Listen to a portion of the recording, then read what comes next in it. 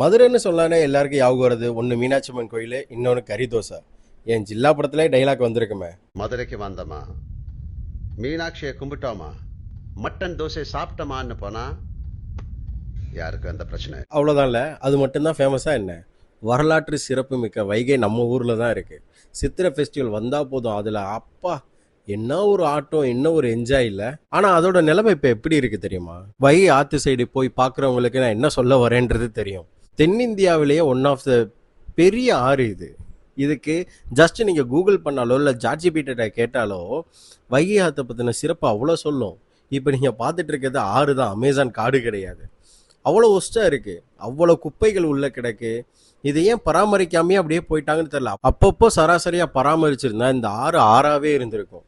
இப்படி குப்பை குளமாக கிடந்திருக்கான்றது என்னோட தாட், அவ்வளோதான். இப்போவும் இதை யாராவது பார்த்துட்டு இருக்கீங்கன்னா தயவு செய்து தண்ணி எதுவும் இல்லை, க்ளீன் பண்ணுங்க. மதுரையில் மீனாட்சி கறி தோசை மட்டும் இல்லை, வைகை ஆறும் தான் இருக்குது. அதை நம்ம தான் பாதுகாத்துக்கணும்.